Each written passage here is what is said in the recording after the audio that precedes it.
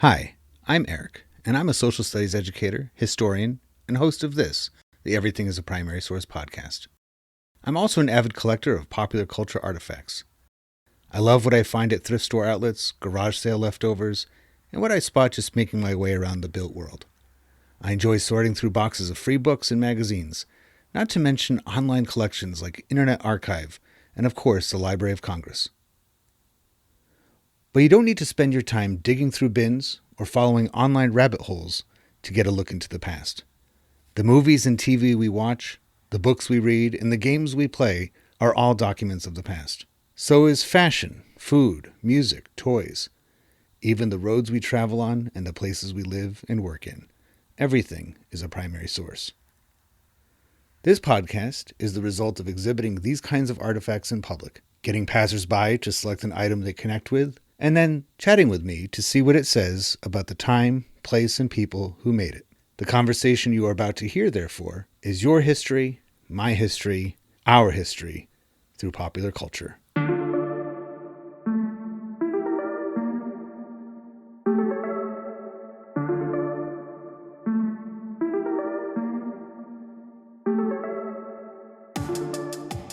Hey Gilbert, how's it going? It's going good, man. How are you? I'm doing all right. Welcome to Boston. Have you been to Boston before? I'm not.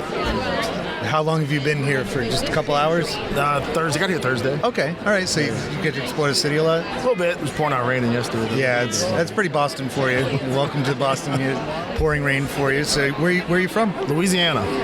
Born and raised? Born and raised. Born and raised. Where in Louisiana? All right. So this is going to be hard to explain, but about 45 minutes south of New Orleans. So that's a good way to put it, because I think a lot of people wrongly picture New Orleans being right on the Gulf Coast. It's not. It's about an hour south. It's actually a little town called Houma, Louisiana. Okay. And what is there anything that popular culture-wise would people know about your town that they'd recognize? Oh, swamp people. Okay. Immediately. That's easy. That's the big contribution or the big connection. The first thing somebody says to me when I say I'm from Louisiana is, "Oh, I watch swamp people." Do you and when it comes to that, we're talking about an entire culture, really. It's swamp people is not something that you're not a part-time swamp person, right? No. It's part of that's who they are. It's ingrained in their blood. And tell me a little bit about being a social studies teacher. How long have you been in the profession? It's 5 years. Okay. So I'm a fifth-year teacher. What drew you to it? My high school social studies teacher. I have a feeling that if we polled everybody in this room right now, 98% of them would have a very similar answer. So what was it about your high school? You can give a shout out if you'd like. Mr. Phillips, he taught through things. And you could tell that he was passionate about what he did and the way he taught. For example, the World Wars, is he had artifacts from those time periods. And being a young kid, being able to see those, physically touch those things and hold those things. I mean, things you probably couldn't do today, like hold grenades and things like that you could not possibly do today. Yeah, you could not. Careful. Very careful. Well, there is, when you mentioned where you're from, I immediately thought of the D-Day Museum in New Orleans. That's right, yes. And with the Higgins boats. That's right. And that those were directly inspired by swamp people, right? Because those flat-bottom boats could go in shallow water. And I think it was Eisenhower that said that those won the war for the United States. It's the design that was really created because of the environment that you're in. So I'm assuming your teacher, at some point, Absolutely. or brother, 100% brought that up. Absolutely. Do you feel that a social studies classroom that you teach in now has resemblance to the one that inspired you to be a teacher? Oh, man. Some days yes, some days no.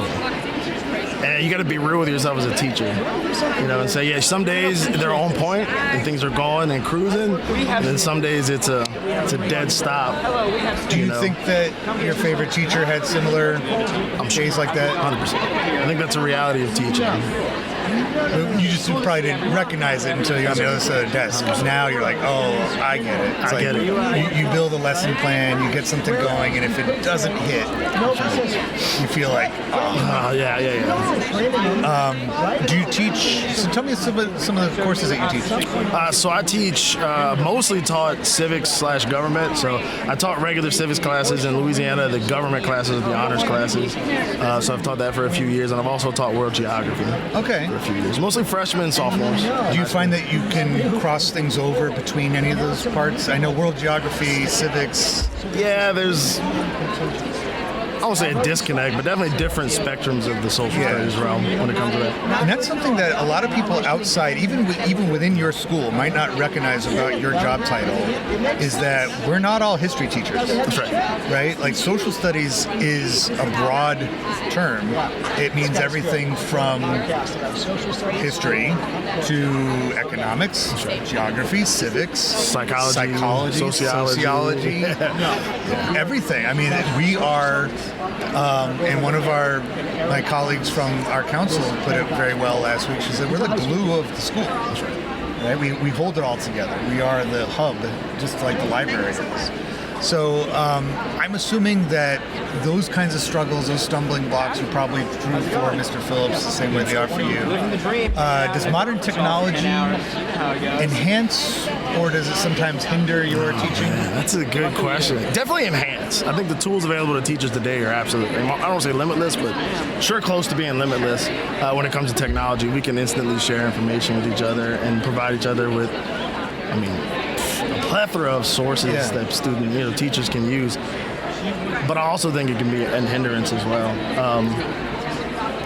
I feel like as a teacher, you got to put your own niche on things, and not everything's going to work for you as a teacher as it will for another teacher. And you've got to kind of fit those things to work with. You got to personalize it. You got to make sure it's. I remember seeing a video, probably about halfway through my teaching career, that somebody sent me, and it was this guy named Pip Hughes. He's on he's a YouTube teacher. I think he's a social studies guy, and he had the recipe for being a successful teacher, and that was one of them. He said, you got to be yourself. If you're not you, if you're not owning what you do, then the kids are not going to buy in. And it sounds like your inspiration teacher. For me, it was a couple teachers. Krista McAuliffe was one of them. She wasn't my teacher. I was 5 years old when she died. But she was a New Hampshire social studies teacher, so I've used her as a guidepost as an adult. But when I was in high school, it was actually a physics teacher that did it for me, Mr. Mazzella. And he brought a subject that honestly is kind of dull for a humanities person like myself, physics, to life. He made it exciting, and he held us to a very high standard. I took physics in college because I had to.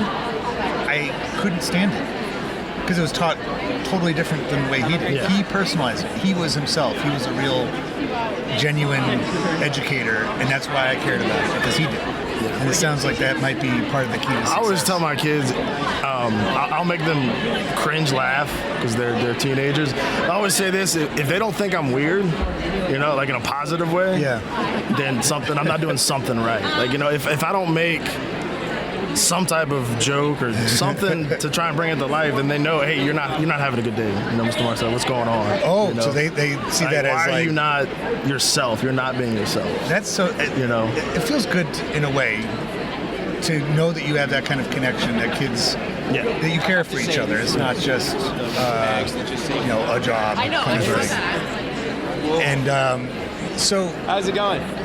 To segue to the next part, but real quick, I just want to ask you, is there a particular lesson that you do that you feel is like your bread and butter, your thing that... Oh, propaganda.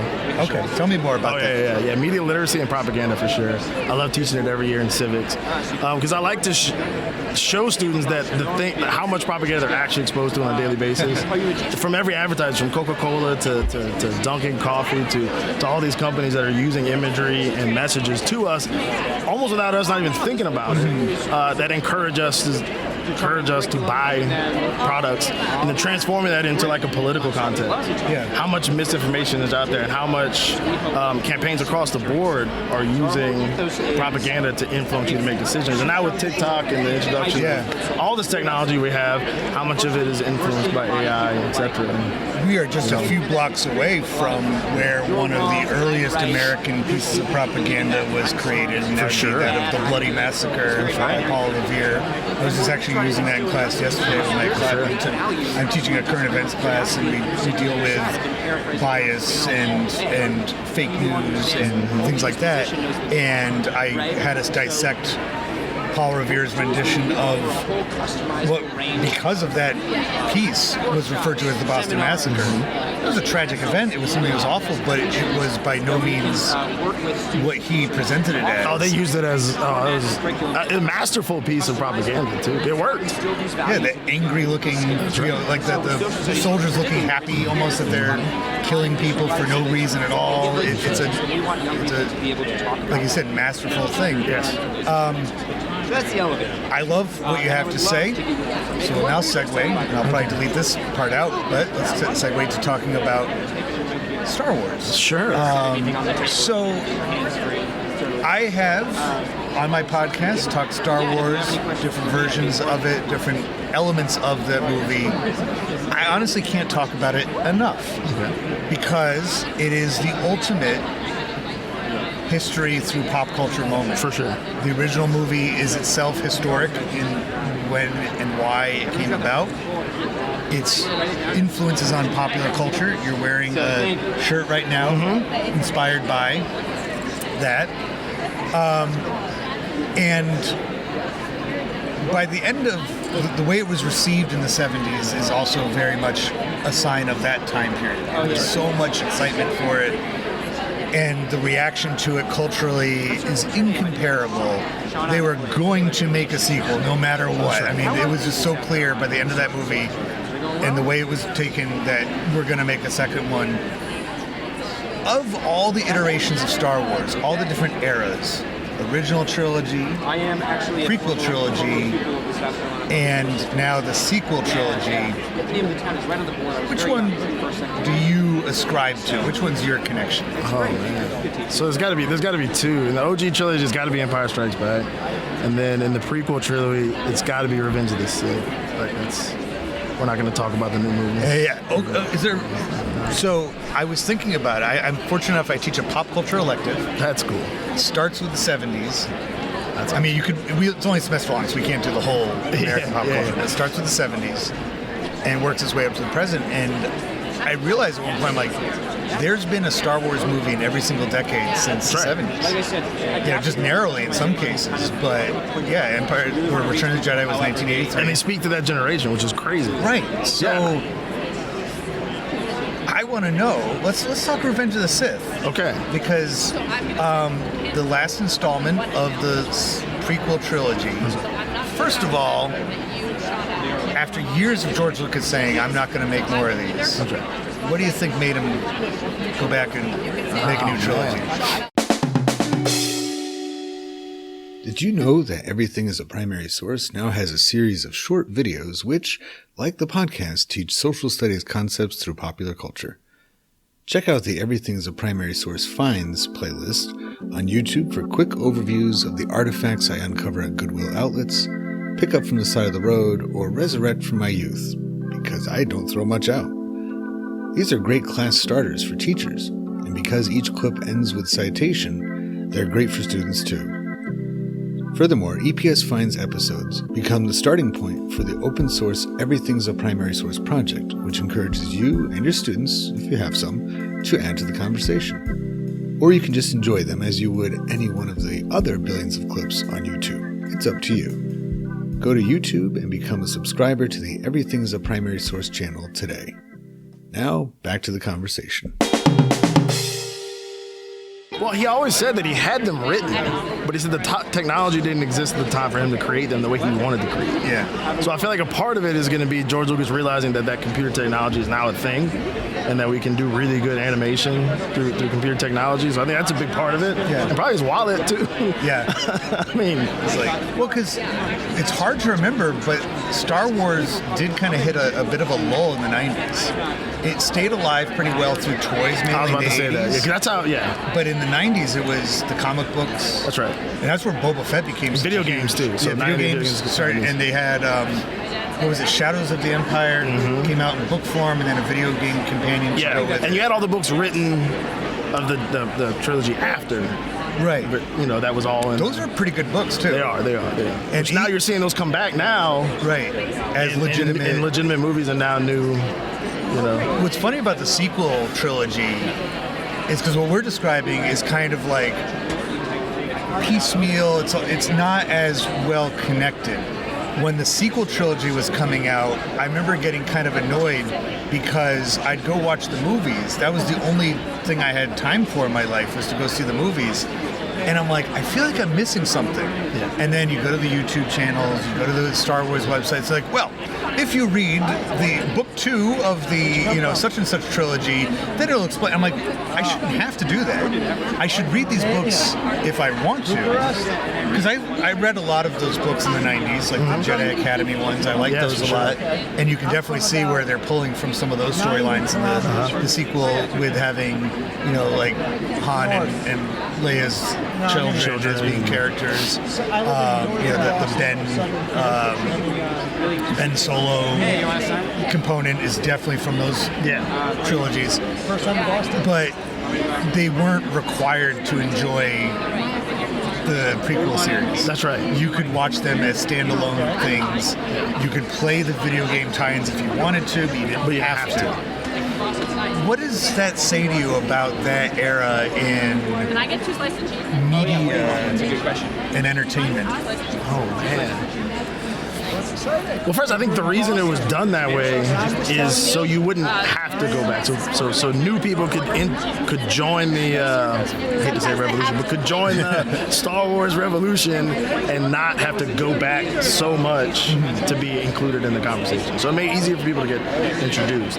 But that time, I mean, what are we talking, 90s? Yeah, so 99 is when Phantom Menace came out, and then So early 2005, I think, is when Revenge of the Sith. Gaming technology is rapidly growing. Yep. So that's going to be a huge market for Star Wars to introduce all the characters and everything into that gamer market. And then that itself is going to, it's like a giant circle. Yeah. People want to see more movies. And then when they see more movies, they want to play more games and they want to read more books and more Now comics. that you mention it's a giant circle.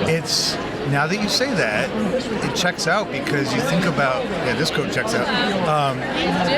When you watch like Phantom Menace, that pod racing scene is very video game-ish. That's right. You keep getting that driver's seat. And then that stupid game perspective. comes out and you can't beat that Right. part. That's right. That's right. It's like, and then, by the time you get to Revenge of the Sith, the lightsaber duels That's right. are very fighter game-ish. Yeah, and I believe that's around when like Force Unleashed comes out. Maybe not. Might be. But that whole came time those later, games but come it's like out. part of that same extension That's right. of things, because it's like, it's a perfect, like you said, full circle reaction to it. That's a really good point.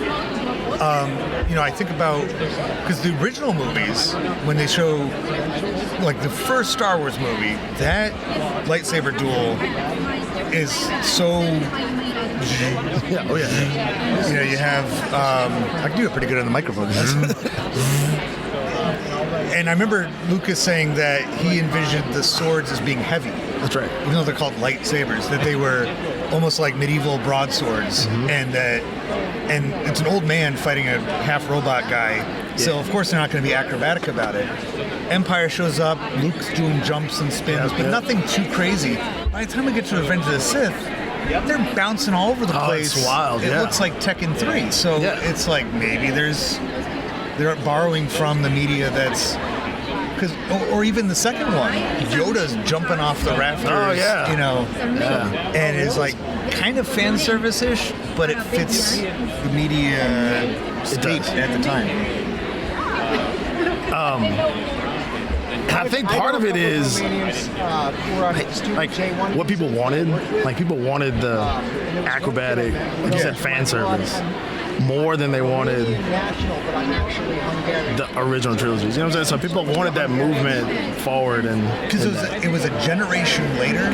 Yeah. So I think that started the original trilogy crowd of going, not my Star Wars. Yeah. But a kid, if you were 9, 10, 11, when those movies came out, that was your Star Wars. It was. And you look at the actors too, like Hayden Christensen, like he got so much grief for playing Anakin, and how, you know, he was, people called him trash. But now you look at him and he's like, to that generation, he's the guy. Yeah. They don't see anyone else He's as Darth Vader. Like, he's Darth Vader. Because we saw him transform to Darth That's Vader. right. You know, so it's like the swap of the generational, which is part of it that blows my mind, is the two different generations and their perspective on it. So I'm curious. First of all, Star Wars is a lot of fun to hear old New Englanders talk about. The Star Wars, you know, get the Star Wars cards at the comic book shops. It's a great opportunity to, you know, Louisiana. Is Star Wars? Do you feel that Star Wars is received the same way in places like Louisiana as it is in Boston? Okay. I gotta give a shout out. And so I serve on a board for a festival we had down there called May the 4th.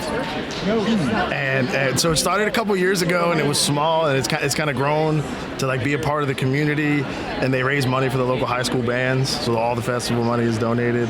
And it's a huge event. People come dressed up, the Mandalorian costumes, the Jedi robes. They have the training academy. Like they go all out as far as it's a lot of fun. So it's kind of like this. It's huge. But with this big. But Star it's Wars. huge. Yeah. But with people from all over. Yes. Mostly in the Gulf Coast, southern region. So are there like certain characters that maybe are more appealing to people in that part of the country, or would you say it's? I don't know. It's probably similar. It's probably universal. Everywhere. Yeah. And I'm curious if Star Wars has any role in that kind of. I guess that would be a positive homogenization, because homogenization is not always a good thing culturally. True, for sure. You know, I think about that. If you can go to any, like for me, when I visit somewhere new, one of the first things I want to try is the food that's specific to that location, and I get disappointed when it's Applebee's, Chili's, Wendy's, you know, all the E's, apostrophe, and I'm like, I could get this anywhere. So that's a negative homogenization. But something like Star Wars, or really any other movie that has overall a positive, hopeful message, that's good homogenization, that we all connect to it, regardless of our... It's the ultimate connector for like cultures, I think. I think no matter your background, like or where you're from, I think if you're a Star Wars fan, like you find that togetherness. Yeah, because it takes place in space. That's right. In fictional space. It's not even like our solar system or something. And I guess you could maybe say, well, I could relate to Endor because there's lots of forests, and, you know, but you really can't. Everybody's an alien to those places. Right. Nobody's a native, and that makes it therefore that we're all part of this. But I think the aliens are a big part of it, and maybe not consciously, but I think one of the biggest messages out of Star Wars is that it doesn't matter who you are, or where you're from, or what you look like, or your background, or anything. We could all unite for one cause and one purpose and one goal. That's one thing I saw a lot more in the sequel trilogy that wasn't really present in the other ones. That's true. Is that the Resistance, you know, kind of like the new Rebels, incorporated a lot more different species. Yeah. You see a little bit of Return of the Jedi with Lando's co-pilot in the Millennium Falcon. Oh, yeah. I forgot how to say his name, so I won't. But and you know, obviously Chewbacca. But most of the pilots in the Rebels, and absolutely when you talk about clones. Right, in the second, it's like all the clones look the same. But then they get their own personality too, and their own, you know, their own story. Right, and you get to learn time. a little bit about, you know, what it's like to be a twin or to a million people. And I guess with the Jedi Council is comprised of a multi-racial, there's aliens. I guess they wouldn't be aliens. They would be normal who they are. But yeah, they'd be who they are. There's humans, but then there's also other species. Yeah. So it's like they did introduce that, I guess, in the sequel. But in the sequels, it's the ordinary fighters are of different backgrounds. Yeah. And that's another reflection, I think, of Star Wars recognizing, and I guess in a more commercial way. I remember Rogue One. I love that movie. Rogue One's like my fourth favorite of the Star Wars movies. But they intentionally cast 2 Chinese actors because of China's big marketplace. And that's as they wanted to connect with the billions of viewers going to the theater in China. I can't blame them. Why wouldn't like that audience didn't exist absolutely didn't exist in 1977. Exactly. Barely existed in 1999. Definitely existed by that time. But I think that's the point of it. And commercially, we could look at it, but to the fans, they see it as a representation of them. It might not, be the same or be different or even be similar. Those young people that fall into their crowd and are not noticed are like the clones. Yeah. And I think some of that is like subliminal message within it. That's a great point. That's a great point. And I assume you've watched some of the animated Clone Wars. Oh, absolutely. So I love the Clone Wars. There's almost like seasonally they change the tone of those. Like the first season's kind of a little kiddish. Second season gets a little bit serious. And I think it's the second season where they have that episode where the clone facility is under attack. Oh, yeah. And they have like kind of one, and you follow that core group of clones that has like Fives and Commander Cody, I think, is in that group, and Rex, I believe, is there too. Yeah, they all, and you start to learn those dynamics. They're like, they all look the same, but they have different personalities. Exactly. And they all look the same, but they care about each other as individuals. And there's even like the kind of the reject one who something went wrong with his, and he has like the hunchback, and he's older, but even he contributes to defending. That's right. And they hold him up as a hero. And perfect person to talk about this, considering what you do with propaganda and subliminal messages and stuff like that. It's like messages hidden in plain sight. That's right. That you could enjoy these Star Wars movies on face value as just fun fantasy stories set in space, but they're also good reflections of where we are. Every time. And I don't know if it might have been intentional, it might not have been, but every single Star Wars movie in the generation it was made reflects that generation and what's going on in that generation. I had a great time talking to you. I hope this isn't the last time we talk. Go back to your school, get your kids listening to these, and maybe you guys can. Do you do podcasting in school? We don't, but I would love to integrate it a little bit more. Well, not to give myself a crass pitch, but do it. Check out my website, and there's tutorials on how to get podcasting in your classroom, and I would love to hear your students' insights on these. They have a great teacher. They're great, very lucky to have you. Appreciate that. And it sounds like you're continuing Mr. Phillips' legacy. I hope so. Thank you again. Thank you, man. I appreciate it.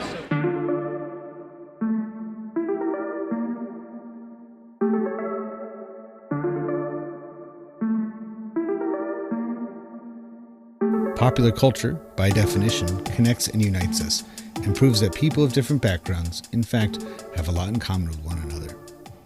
I hope you enjoyed this conversation, at least in part, for that reason. If it connects with you and you'd like to add to it, or any of the podcast episodes, just visit everything-history.com and search for the Everything as a Primary Source project, which can be found in the classroom section of the website. We'd love to hear what you have to say.